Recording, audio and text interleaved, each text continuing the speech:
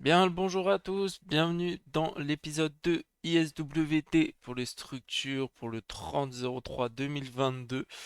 On va faire un petit update, du coup je ferai un petit update de la pertinence des niveaux qui ont été donnés euh, la veille. Donc alors du coup on avait donné 1910, 900, 900, enfin 972.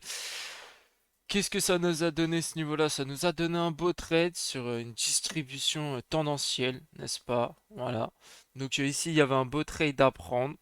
Évidemment, pourquoi? Bah, parce que de toute façon, le processus d'accumulation doit nécessairement faire continuer à faire chuter le prix.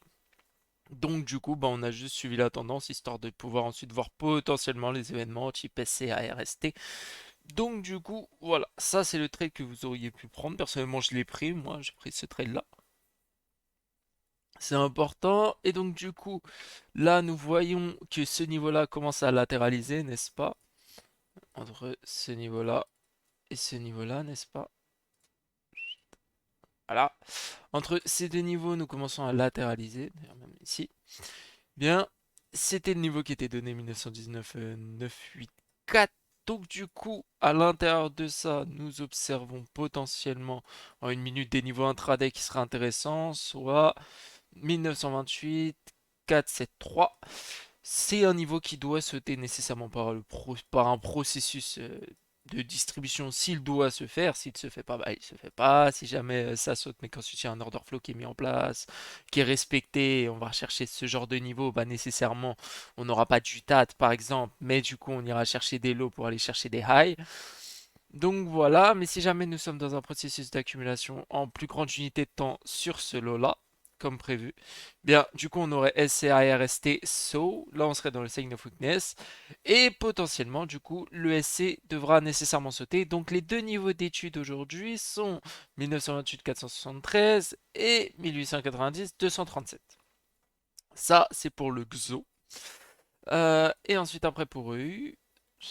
EU pas très compliqué. Update sur le niveau qu'on avait dit, soit 1.10 393. Moi j'ai pris ce trade là. Bien évidemment, prendre un trade en vente dans une tendance aussi haussière, donnée ne serait-ce que par la moyenne mobile 200 par exemple, bien c'est risqué. Néanmoins, c'est un retracement intéressant sur les lows, n'est-ce pas? Et du coup, ici encore une fois, nous avons une distribution tendancielle sur une U-shade area où on a eu encore une distribution interne qui nous a donné ce trade-là. Un trade intéressant, voilà, un petit trade intraday mais qui paye. Voilà. Et ensuite, après, personnellement, j'ai pris un long sur le Sign of Weakness ici, sur la prise de ce lot-là pour aller chercher ce high-là. Donc, du coup, aujourd'hui, les niveaux qui nous sont donnés, ici, on voit un change of character qui n'est pas encore manifesté.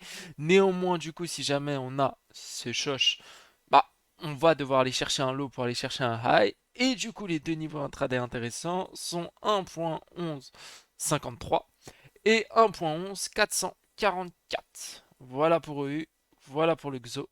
On vous souhaite une bonne journée, force et honneur. Ciao.